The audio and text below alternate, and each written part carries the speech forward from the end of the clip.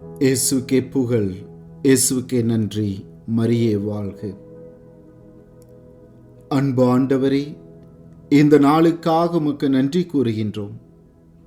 இன்று நாங்கள் செய்ய போகின்ற ஒவ்வொரு காரியங்களையும் உம்முடைய பாதத்திலே ஒப்புக் கொடுக்கின்றோம்.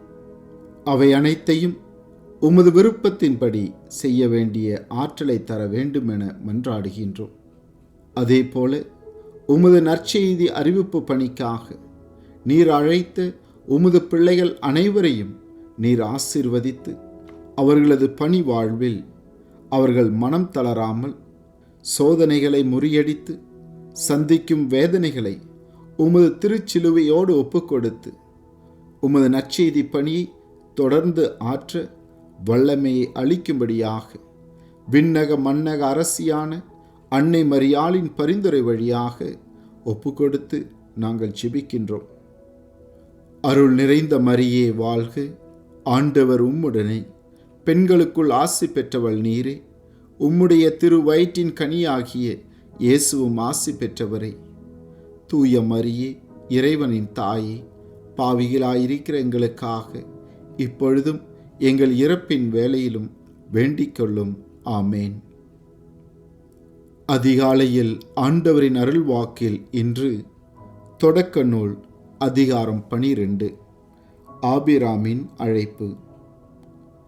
ஆண்டவர் ஆபிராமை நோக்கி, உன் நாட்டிலிருந்தும் உன் இனத்தவரிடமிருந்தும் உன் தந்தை வீட்டிலிருந்தும் புறப்பட்டு நான் உனக்கு காண்பிக்கும் நாட்டிற்குச் செல். உன்னை நான் பெரிய இனமாக்குவேன், உனக்கு ஆசி வழங்குவேன், உன் பெயரை நான் சிறப்புறச் செய்வேன், நீயே ஆசியாக விளங்குவாய். உனக்கு ஆசி கூறுவோருக்கு நான் ஆசி வழங்குவேன், உன்னை சபிப்போரை நானும் சபிப்பேன். உன் வழியாக மண்ணுலகின் மக்களினங்கள் அனைத்தும் ஆசி பெறும் என்றார். ஆண்டவர் ஆபிராமுக்கு கூறியபடியே அவர் புறப்பட்டு சென்றார். அவருடன் லோத்தும் சென்றார். ஆபிராம் காரானை விட்டு சென்ற பொழுது அவருக்கு வயது 75. ஆபிராம் தன் மனைவி சாராயையும் தம் சகோதரனின் மகன் லோத்தையும் உடன் அழைத்துச் சென்றார்.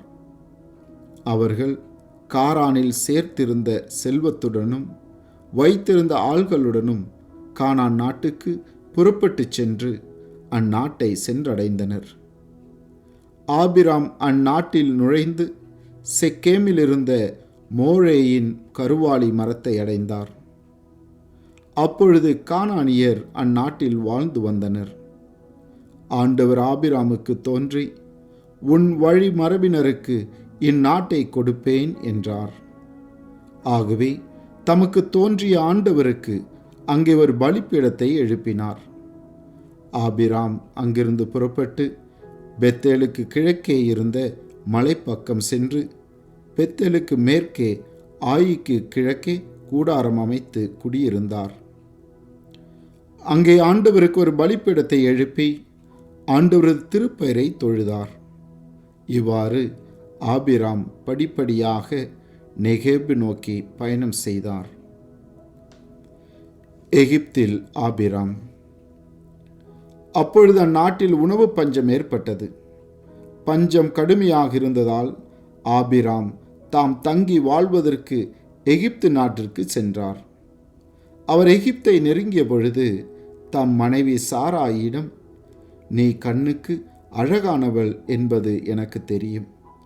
எகிப்தியர் உன்னை காணும் பொழுது இவள் அவனுடைய மனைவி எனச் சொல்லி என்னை கொன்று விடுவர், உன்னையோ உயிரோடு விட்டு விடுவர்.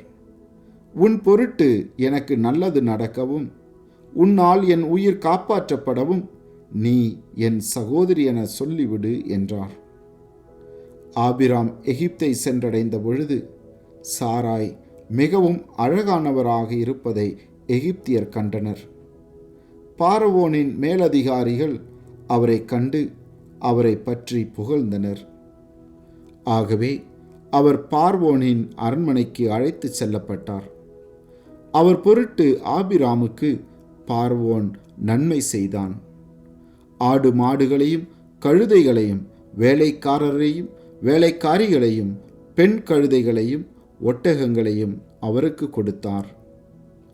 ஆனால் ஆண்டவர் ஆபிராமின் மனைவி சாராய்க்கு நேரிட்டதை முன்னிட்டு பார்வோனையும் அவன் குடும்பத்தாரையும் கொடிய கொள்ளை நோய்களால் துன்பப்படுத்தினார்.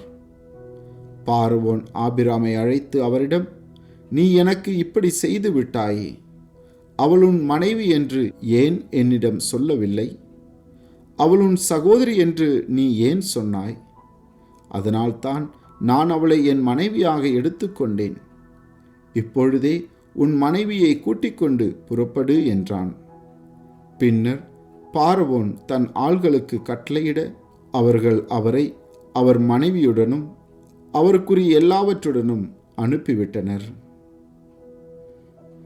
இது ஆண்டவரின் அருள்வாக்கு. இறைவா, உமக்கு நன்றி. மன்றாடுவோமாக. விண்ணக தந்தையே இறைவா, உன்னை நான் பெரிய இனமாக்குவேன், உனக்கு ஆசி வழங்குவேன் என்று சொல்லி ஆபிராமை அழைத்து மீட்பின் வரலாற்றிற்கான தொடக்கத்தை ஏற்படுத்தினீரே. எங்களையும் நீர் ஆசீர்வதிப்பதற்காக எங்கள் வழியாக இனிவரும் தலைமுறைகளை ஒரு பெரிய இனமாக்க எங்கள் திருமுழுக்கின் வழியாக எங்களை அழைத்தீரே. உமது அழைப்பை உணர்ந்து உமது பணிக்காக எங்களை அர்ப்பணிக்கவும், அதே போன்று உமது நற்செய்தி அறிவிப்பு பணியில் தங்களையே அர்ப்பணித்திருக்கின்ற குருக்களையும் கன்னியர்களையும் பொது நிலையினரையும் தொடர்ந்து வழிநடத்தும்படியாக எங்கள் ஆண்டவராகிய கிறிஸ்து வழியாக உம்மை மன்றாடுகின்றோம். ஆமேன். ஆண்டவர் உங்களோடு இருப்பாராக, உம் ஆன்மாவோடும் இருப்பாராக.